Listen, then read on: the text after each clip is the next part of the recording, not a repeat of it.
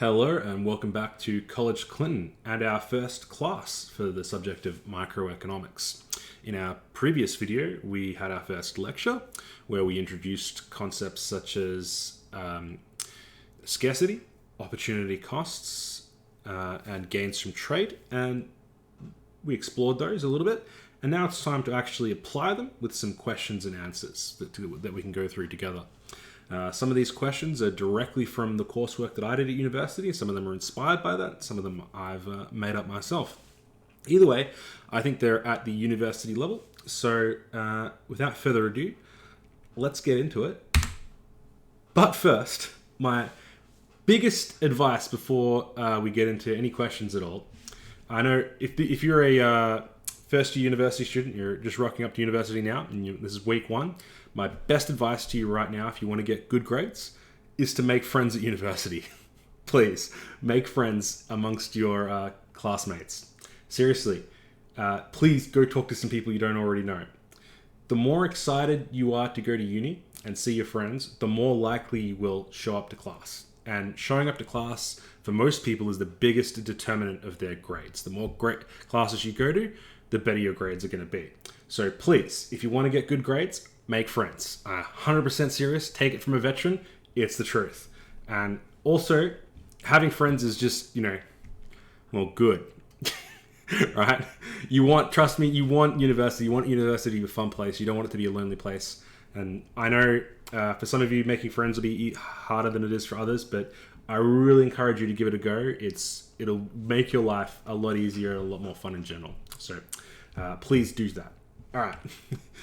Now that we've got that out of the way, let's start with our first questions. So we want to talk a little bit about shortages and queues and introduce the subject to the nation of Venezuela here. So some of you may know, some of you might not know. In Venezuela, economic mismanagement has led to severe shortages of food, water, electricity, medical supplies. People queue for hours for basic supplies. Now, we're going to watch a really short video from the BBC, and then we're going to answer some questions from it, okay? All right. So just a 3-minute video from the BBC I think you'll enjoy. And I think it illustrates our points really accurately.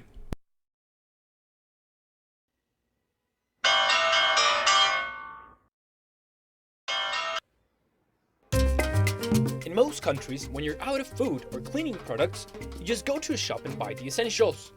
But not Venezuela. Here, getting the basics takes a lot of work and a lot of time.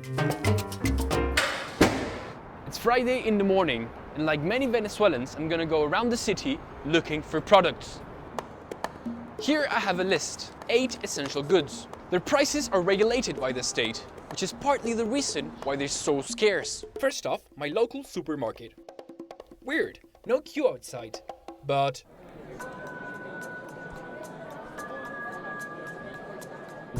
lately, Venezuelans are queuing in basements. Some say it is because the government wants to hide the queues, while others say it's because they don't want people to get sunburned. So it's 9:10 in the morning.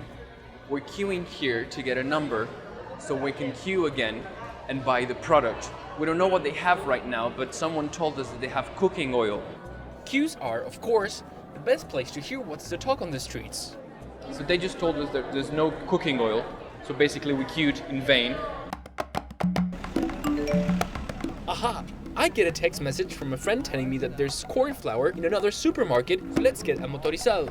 Moto taxis are the fastest way to move around Caracas.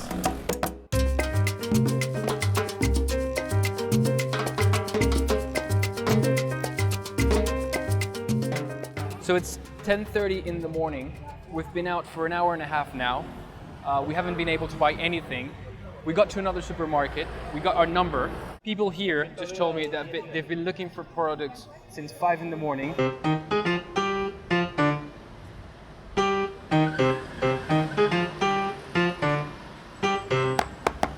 So I was finally able to buy something, corn flour, which is one of the most precious goods here in Venezuela. It's 12:30 in the morning, gonna keep going. Critics say the cause of shortages is price controls, which make reselling too profitable and producing, well, the worst business ever. But the government says scarcity is part of an economic war, which hides, smuggles, and hoards products to destabilize the country. To tackle this, the government is trying to control shoppers. The last measure was installing fingerprint scanners in supermarkets. I spent the whole morning looking for products. I just bought detergent and dishwashing soap. So in total, that's only 3 products on my whole list. Studies say that Venezuelans spend an average of 8 hours a week looking for products. Some people even take the day off to embark on the quest of finding basic goods. Others have made a job out of the hunt for goods, selling them off at a higher price. Daniel Pardo, BBC News, Caracas. Right, so very interesting video. Now, that little documentary from the BBC was about 2015. So things have gotten quite a lot worse, dramatically worse in Venezuela since then. Forget like queuing. The biggest problem in Venezuela is finding food in general. Widespread hunger, violence, kidnapping. Is endemic now in Venezuela. It's a very sad situation. Now, these are some of the top comments from this video, and some of them are kind of humorous. This one from Jonathan Tan: in a capitalist country, you line up to enter a nightclub to shake your behind. In a socialist country, you line up to buy toilet paper to wipe your behind, if it's not sold out already. So while Jonathan's comment is kind of funny, you could really see, I mean, let's just pretend the last 5 years haven't happened in Venezuela. The biggest problem in Venezuela was just queuing. I mean, the negative effect on your life if you had to spend, 8 hours a week shopping. Imagine having to spend 8 hours a week, not shopping for things you want, but just for the bare necessities. It would have a dramatically negative effect on your welfare and on your life. And this is some of the real effects that poor economic decision making can have for millions of people. So Venezuela used to be the richest, or close to the richest country in South America. It is now the poorest, and poverty is just, as I said, absolutely endemic over there. So extremely, extremely sad. So if we look at this, you can see Uruguay is almost 14 times richer than Venezuela. And this should not be the case. Venezuela has enormous natural resources of oil. Some of the greatest unexploited oil reserves in the world, and yet Uruguay, this tiny little country with no natural resources, is much richer, and just shows you how important economics is in economic decision making and making the right decisions is. So, yeah. Anyway, now that we've got that out of the way, and we have an understanding of Venezuela, and we have an understanding of the queues, the shortages. Let's introduce what we've already learned, okay, from our previous episode. So I got a question here. I want you to think about what are some of the costs associated with having to spend so long finding basic supplies like food and detergent. And really remember the concept of opportunity cost when we're doing this. So have a think about that. Maybe pause the video, and yeah, I'll have the answers on the next slide. So the first thing that comes to my mind is just the time that could have been spent on other activities such as leisure or work. This is enormous opportunity cost. I mean, basic necessities are like, they're called basic necessities because we have to do them. So we don't really have a choice. We have to get food. We have to get cooking supplies, cleaning stuff. That's essential. So we have to do that no matter what. And if that takes us an inordinate amount of time, well, we can't go to work and earn money. We can't spend time with our family. We can't have free time to just enjoy ourselves. So the opportunity cost from having to spend all this time hunting down basic supplies really is quite tremendous. And that's a huge burden on not just an economy, but on a society itself. So just remember I think this is a great time. Remember the production possibilities curve. Now, remember when we were talking about things that can expand the production possibilities curve and make the country more wealthy, make and increase welfare? What do you think having to queue for 8 hours a day is going to do? 8 hours a week or whatever, however long it is going to do to our production possibilities curve. Yeah, it's going to decrease it. We have less time for work. We're less efficient. If people have to spend so much time scrounging for food, it's going to be a big negative on the production possibilities curve, and it's going to have negative welfare implications. So let's just have a look. If we've just got this idea, and this is a nice little utility graph here. If we can split our time between work and leisure, we've got, free time. We can either work or enjoy ourselves. And all of a sudden we now have to spend an extra 8 hours queuing. Well, that just cuts into our work and leisure time. Well, not only do we become less productive, less wealthy, we're just directly negatively affects our welfare from our leisure time. So yeah, I think this is this video is a really great example of some of the real life opportunity costs in your everyday life, and how important it is, and how important getting this right from a policy standpoint is. All right, so our question 2, a little bit more friendly, I suppose, a little bit more lighter tone.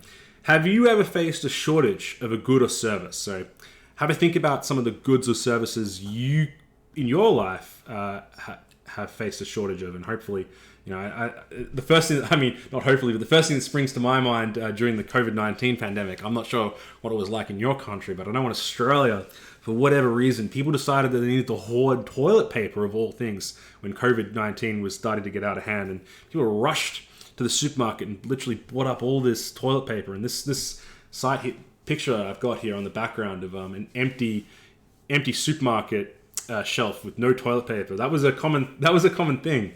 So that's the first thing that I can think of. What are some things that you can think of in your life?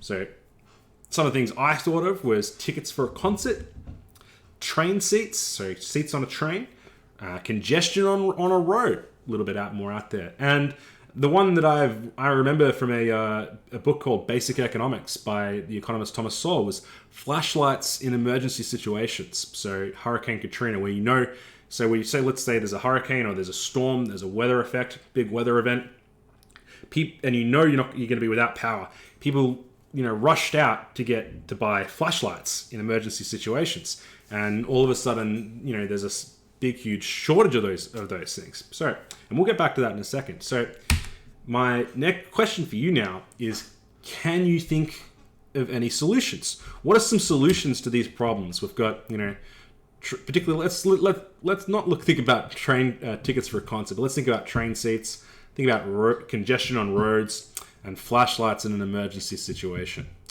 How do we fix queues and shortages and those kind of effects for those items?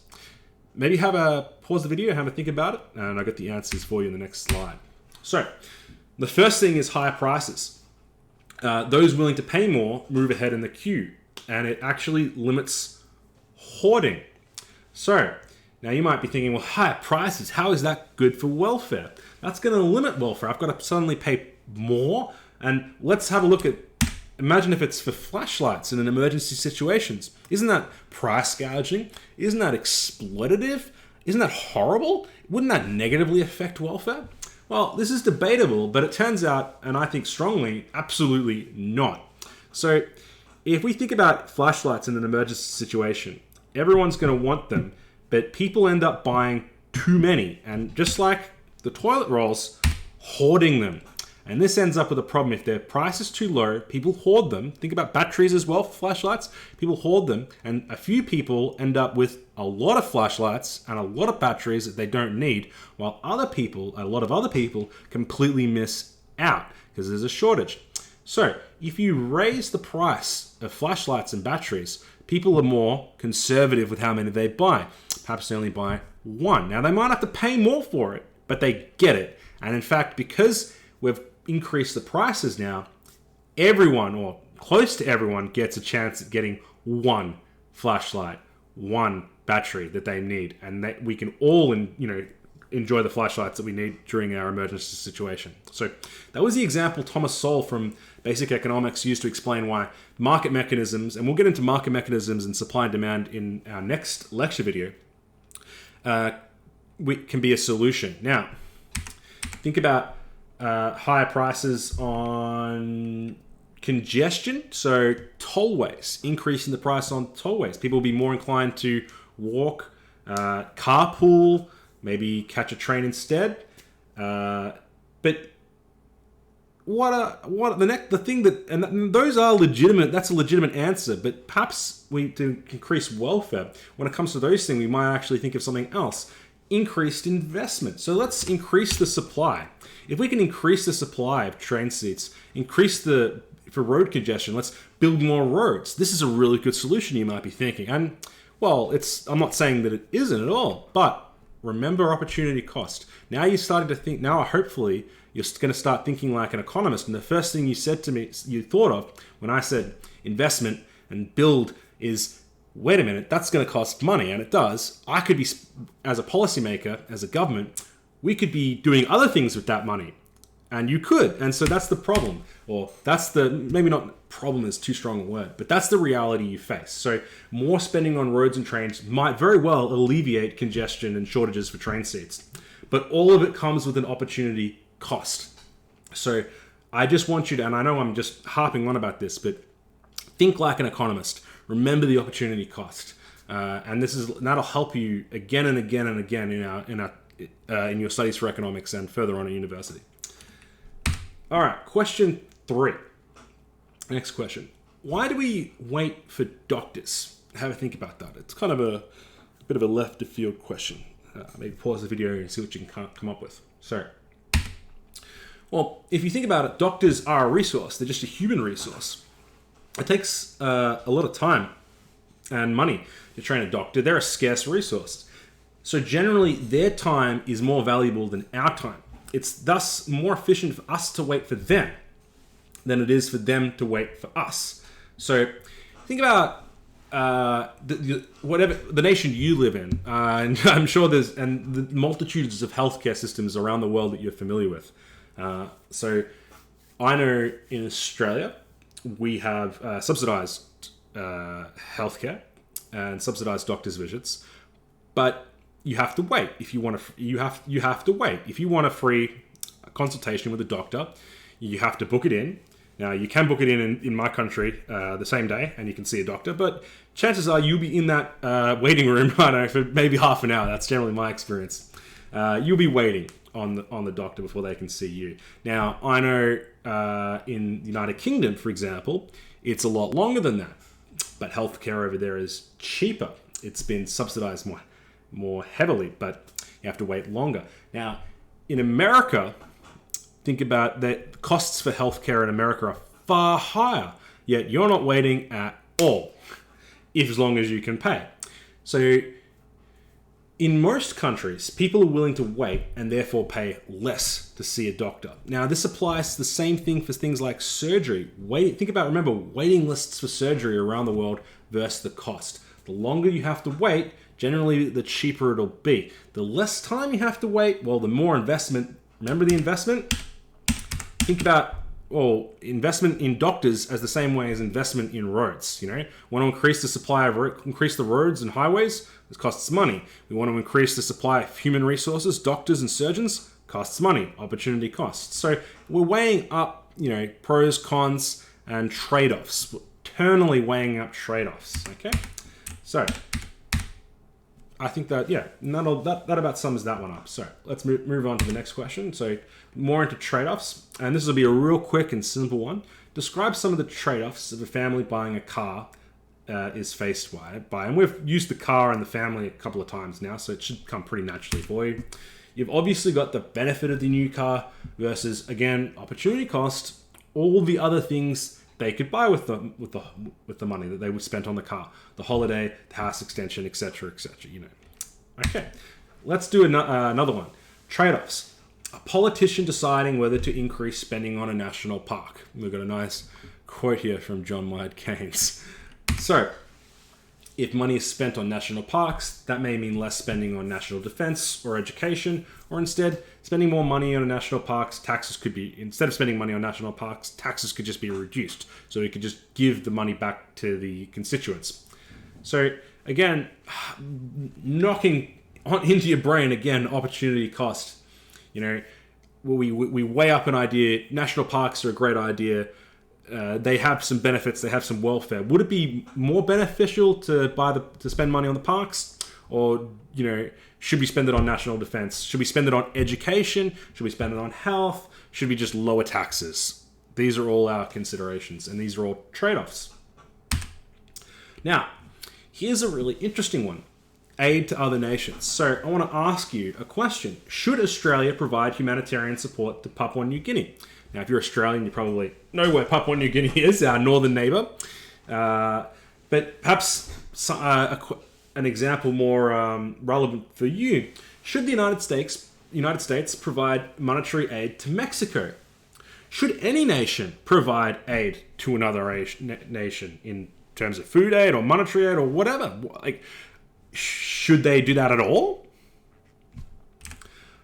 Okay, well, there's no right or wrong answer to this. So let's use the New Guinea and Australia example. So we do provide aid to New Guinea for human development, economic aid to make them better off. Now, partially, I will tell you, it's a selfish goal. We want to make sure that their country is secure, that it's safe, because we don't want to be flooded in our country with refugees. We don't want a national border crisis, just to the north of us. We don't want a security crisis just to the north of us. So if we can give Papua New Guinea some aid money and humanitarian aid and help them secure themselves, in a selfish respect, that's good for us.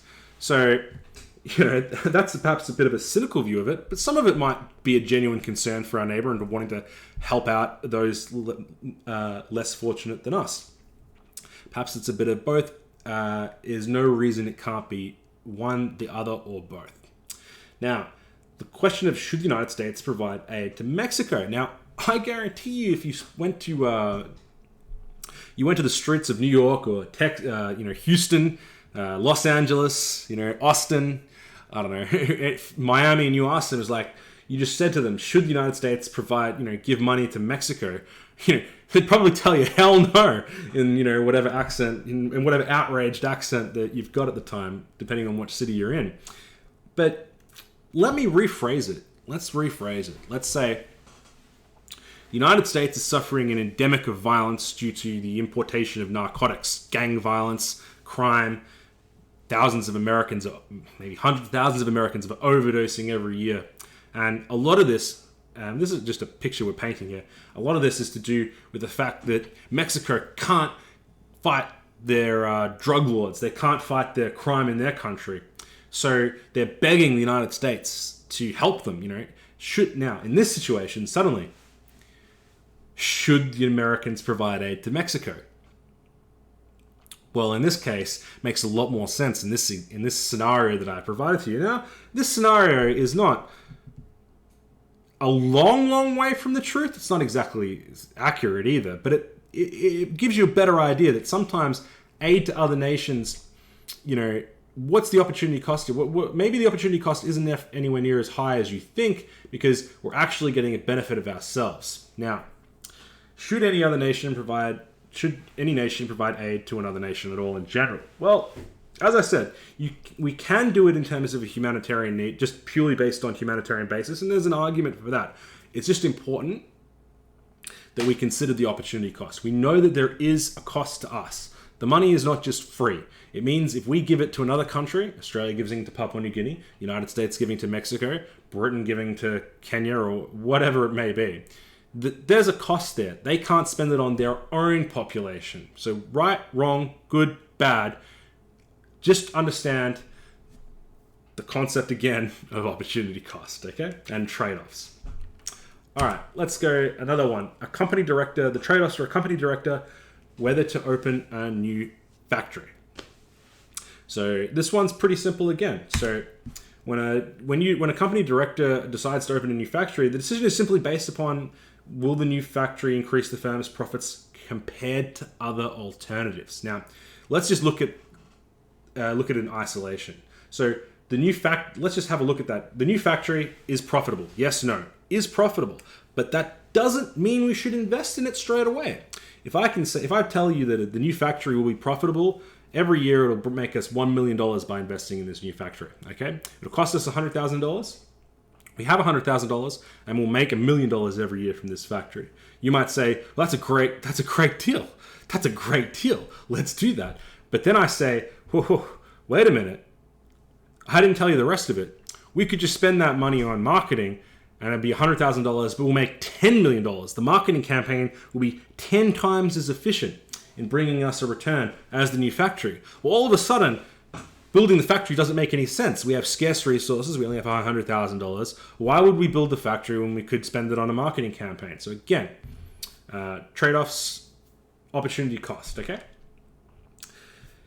So moving on, we want to introduce a new concept just quickly called sunk costs. And I've got a scenario for you. The company that you manage has invested $5 million in developing a new product, but the development is not quite finished. At a recent meeting, your salespeople report that the introduction of competing products has reduced the expected sales of your new product to $3 million. If it would cost $1 million to finish development, should you go ahead and do so? And secondly, what is the most that you should pay to complete development? So, interesting question here. The company that you manage has invested $5 million in developing a new product. Development's not quite finished, and now we've got a report that it's not going to be as profitable as we thought, and reduced the expected sales of the new product to $3 million. And it would cost $1 million to finish development, and we've already spent $5 million. So, should you go ahead and finish development? And what is the most that you should pay to complete development? Okay. Well, this is a great question. We've got something called the sunk cost fallacy. The term sunk costs refers to any previously invested resources that cannot be recovered. The sunk cost fallacy occurs when someone includes those costs in their decision making in a way that makes them worse off. So the answer is yes. And I hope you all got it right, but I wouldn't blame if you didn't. Okay, it's no problem if you didn't get it right. Don't feel ashamed.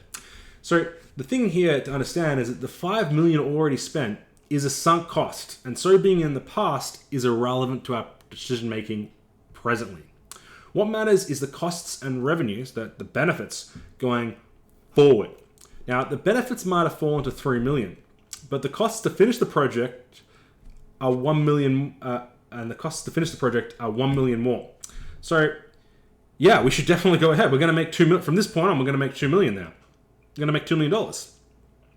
And so remember, if the benefits are $3 million, okay, the most that we should be willing to, the absolute most that you would pay to complete development is $3 million.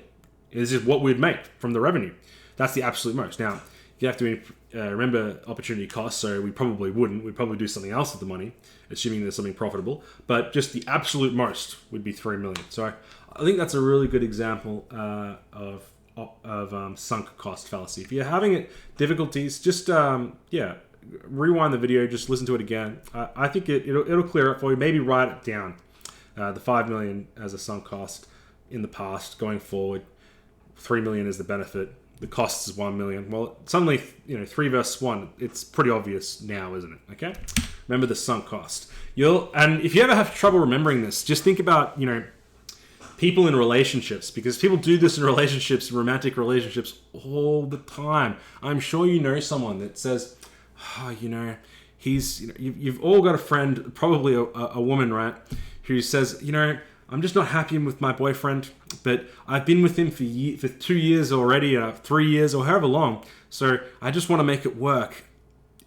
Honey, it's a sunk cost, move on. You just want to say, okay? So just if you ever have trouble remembering the sunk costs or understanding it, remember that, that one friend of yours in a bad relationship that won't let it go because of all the time that they've already invested into it, okay? That's a perfect example of a sunk cost. All right, let's introduce the concept of specialization. And trade.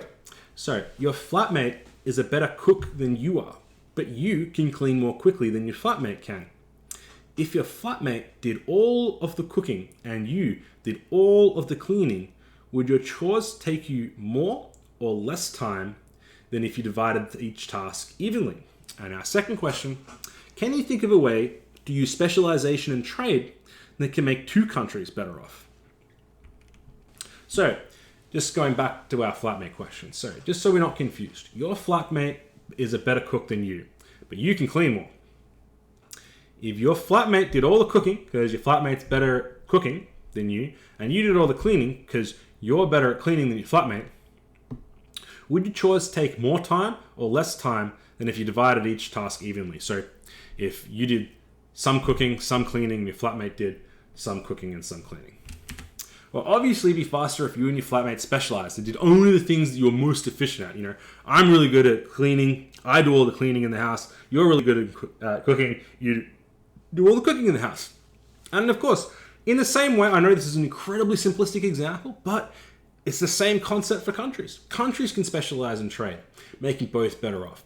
For example, suppose in Spain, Spanish workers take less time to make clothes than French workers. And French workers make wine more efficiently than Spanish workers do.